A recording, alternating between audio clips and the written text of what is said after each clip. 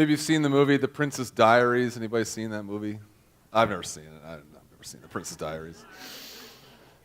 In the movie, clumsy teenager named Mia is visited by her European grandmother named Clarice. Now, Clarice has arrived from her homeland of Europe with some big news that she's been keeping secret from her granddaughter. She explains to her granddaughter that they are actually a royal family. She is a queen who rules over a small, fictional European country named Genovia. Apparently, Mia is actually next in line for the throne, and it's time for her to step into her new royal responsibilities. So she takes some lessons on how to behave like a royal. She learns how to walk and talk and dress like a royal. As she learns, royalty has to behave and look a certain way. Now, we probably agree with that royalty has to behave and act and talk a certain way. That's why it's actually kind of disconcerting and confusing for us when we see royalty behaving in unroyal ways, like every time Prince Harry gets into trouble over here in the United States at Vegas parties, when he gets caught on camera binge drinking or dressing in Nazi uniforms, that's a problem. Or when Princess Kate it gets pictures taken of her sunbathing topless. That's a little bit of a problem, not very royal-like. Or when Prince Charles, when he has an affair on his dearly beloved wife, Princess Diana, that's a little bit of a problem. That's a problem when royal people don't act in royal ways. It creates confusion in the minds and the hearts of the people when you see royalty behaving unroyal-like. This is probably why when Jesus arrived to earth as our king, he got such a confused reaction. He came to earth as our king, came to earth as the king of Israel, king of all creation, came to earth to lead the angels against the forces of darkness. But the problem was he didn't look much like a king. He led no army, he wore no robe, he rode no horse, didn't even talk or behave like a king. This created a lot of confusion. The people wondered, how can this guy be a king if he just doesn't look like one? Well, this is the question that we are faced with in the Gospel of John, chapter 18, and the question also that comes up in our hearts every now and then. How do we follow a guy who claims to be a king when he doesn't look like one? We've been studying the Gospel of John here at Rooftop for a while. Somebody asked if we're going to be studying the Gospel of John forever this week. No, we just want to exhaust what God has to say to us through the Gospel of John. We'll get on to the other books of the Bible eventually. Right now, though, we're in a series called The Worst Day Ever. It's a study of the last earthly day of Jesus' life as recorded in the Gospel of John. It's a really bad day. On this day, he was arrested, he was betrayed, he was tried unfairly twice, he was tortured, he was executed, he was buried. This is a really bad day. But it's a pretty meaningful bad day when you consider that he went through all of that for our sakes, so we could live forever. So this morning, we're going to continue with our series, though, by studying one of the more famous scenes from Jesus' final day, his so-called trial before Pontius Pilate. And at issue before this guy, Pontius Pilate, is the issue of Jesus' kingship. Is he really a king, and what kind of king is he? Now, the scene before Pontius Pilate is actually pretty involved, so we're going to split it up into two. We're going to look at part 1 this morning, and we're going to look at part 2 next week. And I want to read to you part 1. It's going to be starting in chapter 19, verse 28. If you'd like, you can follow along from the screens above. The text is going to be up there, or you can follow along from your Bibles if you brought them, or from your Bible apps on your smartphones, if that's what you're doing on your smartphones. So John 19, verse 28. 18, thank you. Then they led Jesus from the house of Caiaphas to the governor's headquarters. It was early morning. They themselves did not enter the governor's headquarters so that they would not be defiled, but could eat the Passover. So Pilate went outside to them and said, "What accusation do you bring against this man?" They answered him, "If this man were not doing evil, we would not have delivered him over to you." Pilate said to them, "Take him yourselves, judge him by your own law." The Jews said to him, "It is not lawful for us to put anyone to death." This was to fulfill the word that Jesus had spoken to show by what kind of death he was going to die. So Pilate entered his headquarters again and called Jesus and said to him, "Are you the king of the Jews?" Jesus answered, "Do you say this of your own accord, or did others say it to you about me?" Pilate answered, "Am I a Jew? Your own nation and chief priests have delivered you over to me. What have you done?" Jesus answered, "My kingdom is not of this world. If my kingdom were of this world, my servants would have been fighting, that I might not be delivered over to the Jews. But my kingdom is not from the world." Then Pilate said to him, "So you are a king?" Jesus answered, "You say that I am a king. For this purpose I was born, and for this purpose I have come into the world, to bear witness to the truth. Everyone who is of the truth listens to my voice." Pilate said to him, "What is truth?" After he had said this, he went back outside of the Jews and told them, "I find no guilt in him.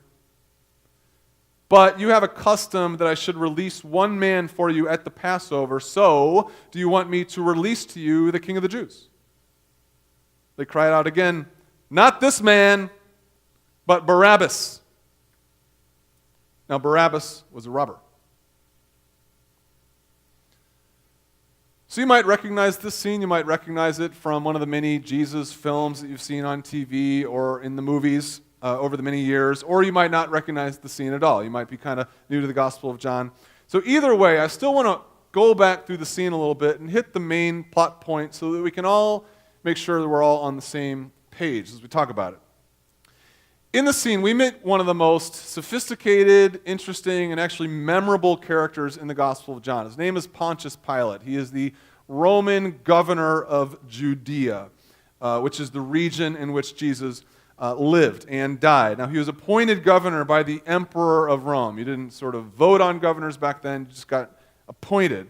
Historians tell us that Pilate was a brutal, ruthless man who oversaw Judea with a very iron fist. The Jews in the territories of Judea did not care for this guy.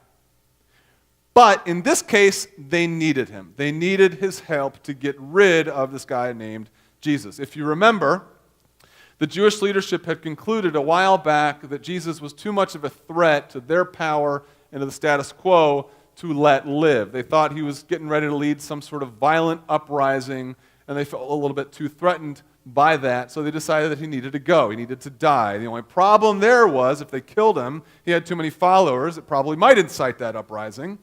Additionally, they did not actually have the power to execute criminals. When Rome had come in as the overseers of Judea, of the Jewish territories, they had stripped them of that ability to execute criminals, which is why they bring Jesus, the criminal, to Pontius Pilate for trial and execution.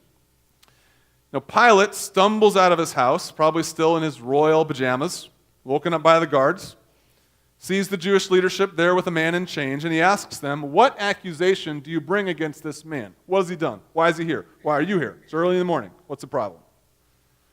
Now, the case against Jesus is shaky, very shaky, given that he's done absolutely nothing wrong. But the Jewish leaders seem to have arrived at a charge that they think will get him in the most trouble with the Roman government.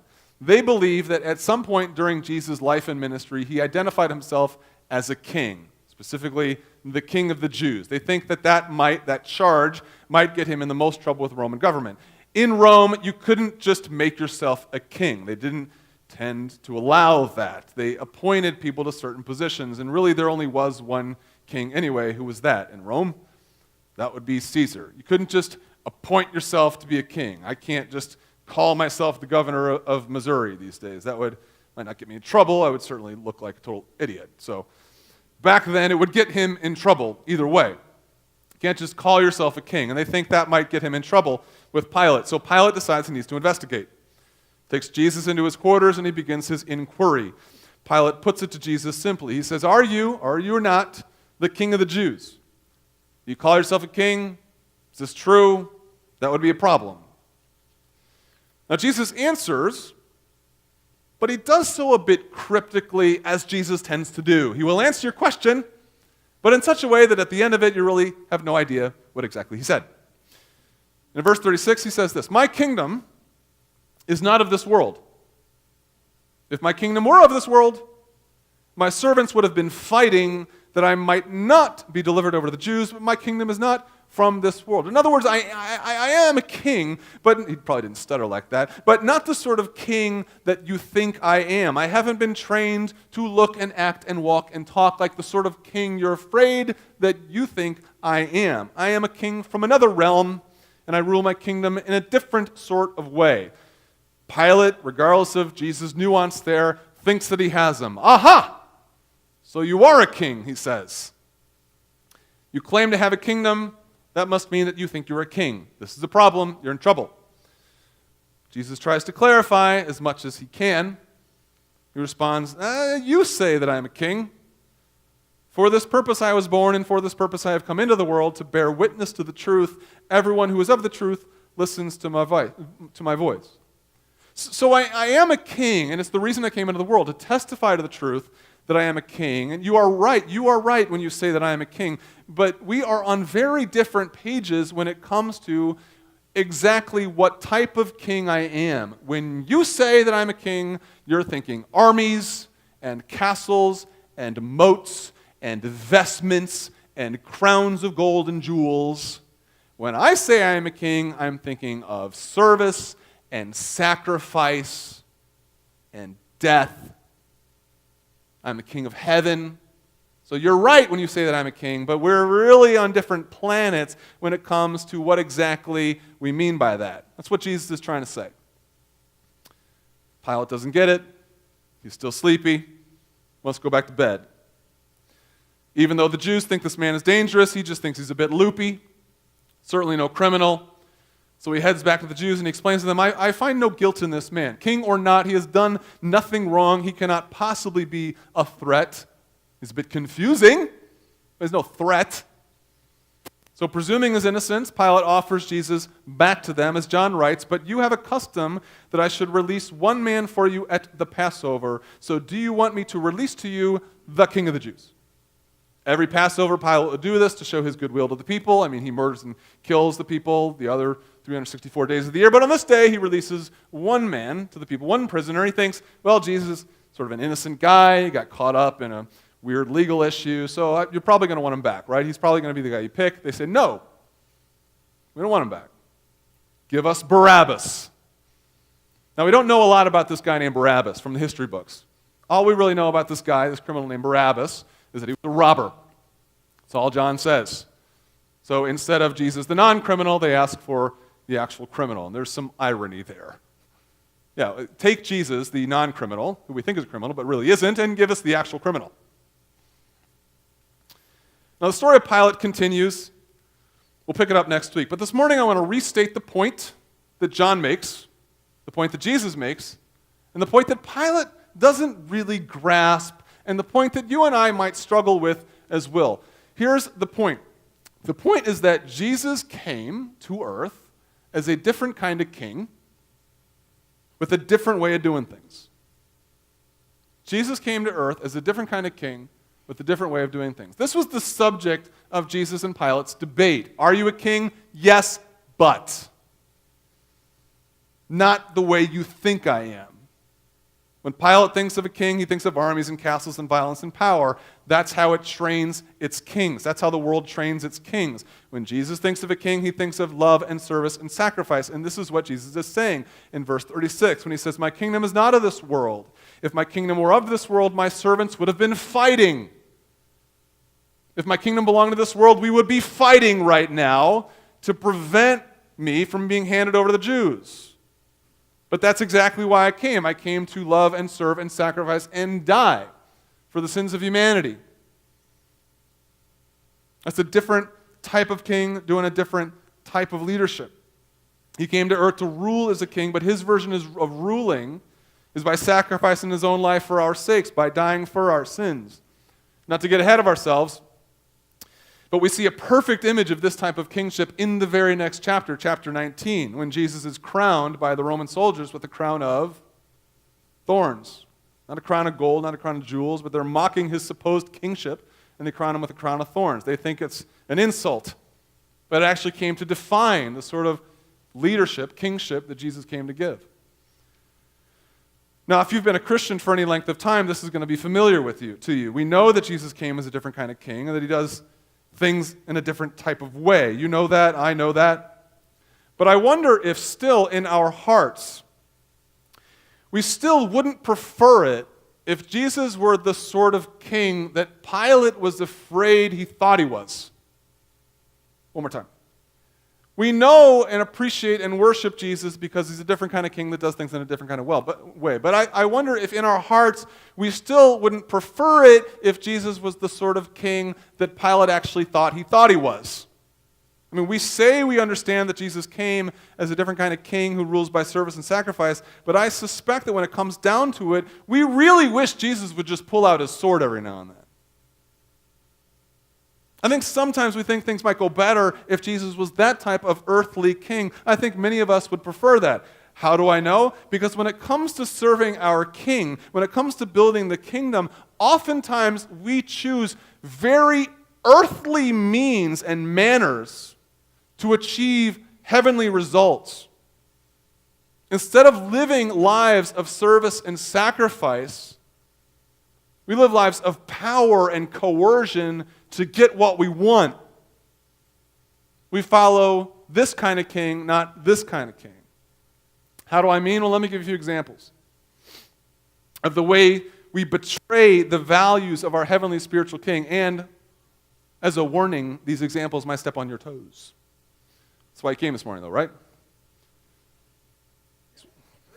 Not to get your ears tickled, but your toes stepped on.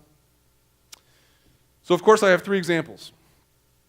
For example, one of the ways we betray the values of our king is by legislating morality.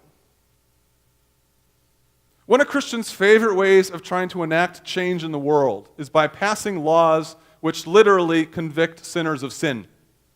You know what I'm talking about, whether we're passing laws to make drugs illegal or outlaw abortion or defend marriage or provide assistance to the poor or protect God's earth. We try to bring about God's kingdom at the ballot box. We do this for many, many, many good reasons. We want to protect our country from itself. We want to bring about God's kingdom in heaven to earth. We want to protect our children from godless immorality, which is increasingly difficult to protect them from. So in desperation, we band together in voting blocks to try to pass laws to guide, limit, and reinforce godly behavior. Now, I am not saying that all these efforts are misdirected, or that I am a full-throated, vocal supporter of sin and vice. Not saying that. What I am saying is a couple things. First, such tactics don't really work that well. Christians have rarely had so much political power in history as they have over the past 20 years, but the country has rarely looked as pagan as it does. This vote your values strategy hasn't worked in terms of convicting hearts.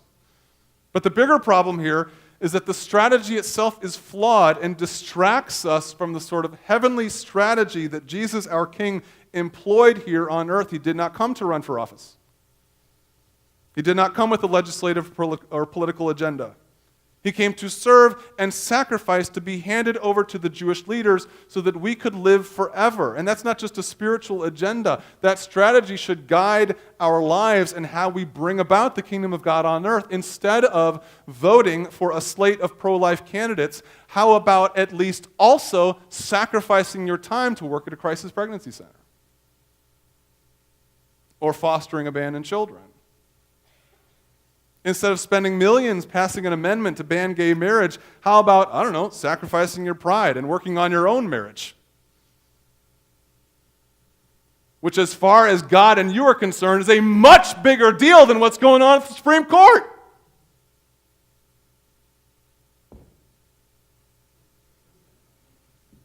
We say we believe that Jesus' kingdom is not of this world, but then we marshal our political forces in a losing cause instead of living out the lives that Jesus actually lived. How else do we employ worldly means? By legislating morality also? By church marketing. I have to be careful here because our church has a marketing team. And I'm wearing a church marketing t-shirt. Church marketing is the means by which churches get the word out about Jesus and the great gift that he was to the world, and about our own church, which is also a great gift to the world. I'm not saying that church marketing is wrong or bad, just that we have to be careful here. Plenty of churches think that the way to get the word out and the way to build or grow a church is the way you build or grow any business. How so? You know how they do it, by marketing your product, by manipulating your audience. You know what it's like to be marketed and manipulated. You have one last chance to buy this or that. Interest rates are at historic lows. They're only going up. Sales ends Friday, after which there will never be another sale ever again. New inventory just arrived. Get them now before they're gone, because there are no more of these anywhere on the planet. Commercials lie to you about products. Advertisers lie to you about statistics. Salespeople lie to you about prices. Supermodels lie to you about how attractive you are to them if you buy their product. This is how the kingdom of the world does things. They manipulate, they deceive, they use power and coercion to get us to do what they want us to do. Now, this is how the world works, right? Of course. The world works as the world works. But what's concerning is when the church starts behaving that way. What's concerning is the way such worldly tactics have seeped into how we do church. What's concerning is the way that the world's values have sort of seeped into the way we do church. These days, churches fight for market share.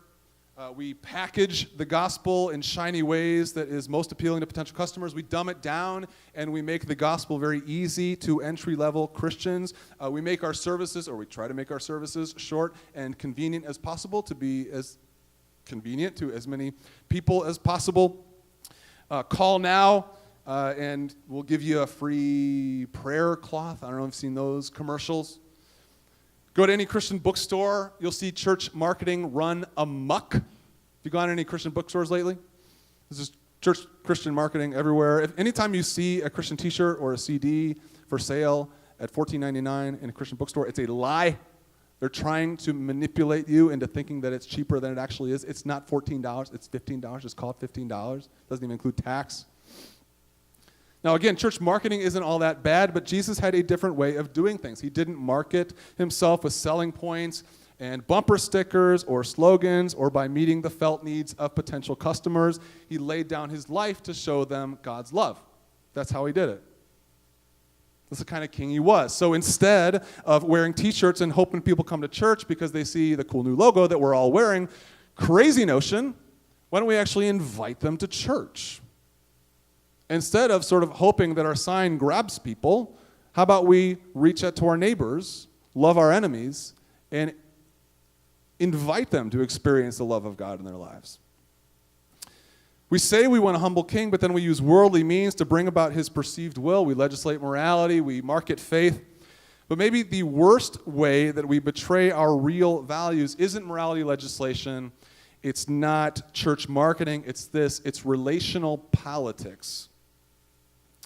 By relational politics, I mean the way we exert power in relationships, which we do every day to get our own way. This is how kings and rulers and Caesars and Pilates got their own way in their own relationships, by exercising power over other people, usually under threat of punishment. Jesus was a different kind of king, though. He didn't demand his own way. He loved and he served people and he bled for others. He built up his relational credibility so that people would want to follow him. This is not how we live, though. We use power in our relationships to get our own way. If we're a parent, we expect our children to obey us because we said so or else. If we're a boss, we demand our employees' allegiance under threat of firing or else. If we're a husband, we insist that our wives submit to us because we're the husband. The Bible says so or else. If we're the wife, we insist that our husband obey us because we're the wife. We know what's going on. The other day, I heard my youngest child. He was in the middle, actually my middle child, is in the middle of a little argument, being a bit bossy with my youngest child, and I intervened, and I said, this is not an appropriate way to treat your younger sister, and it does not bode well for your future relationship with her. And he explained to me that he knew that. He understood that, Dad. But he had been subject to his older brother's bossy attitude for so long that he needed to stake out his own claim. So he was just establishing dominance. That's actually the phrase he used. My 12-year-old, I'm just establishing dominance and staking my claim over my little sister. And he said, that's because that's how this works, Dad. That's how relationships in the world work. You know, I was mistreated like this, and I'm going to pass it on down. I said, I understand that that's how the world works. But that's not how the kingdom functions. Jesus' kingdom is not of this world. He's a different kind of king who operates in a different kind of way. Instead of exerting your power to get what you want from your friends or your family, how about sacrificing your time for their sakes? Instead of insisting that your employees get their work done on time, how about helping them do their jobs? Instead of being disappointed with the way your spouse is mistreating you, how about showing them the love and the grace of Christ? Instead of threatening your kids with punishment unless they do what they're told, how about modeling obedience and service, even to them, the least of these? So we say we serve a different kind of king. We praise and we worship Jesus because he suffered the cross and did not call upon the angels like he could have, but then we live lives which suggest we want otherwise. We want to belong to a kingdom where might makes right. We want to be a part of a kingdom where we can get people to do what we want through power and coercion and manipulation. Jesus wasn't that kind of king, though. He didn't take those lessons. He came to serve, to love, to sacrifice. He came to die. He came not to wear a gold crown of jewels, but a crown of thorns, because he knew that's what we needed. It might not be what we wanted, but he knew it's what we needed. So if you really believe that, don't be afraid to live differently. Don't be afraid to live as differently as he did. When you're tempted to call on your followers to fight for your own way, remember how he lived through love, service, and sacrifice. That's how we do it in the kingdom. That's how we do it here on the roof. Let's pray that we can continue.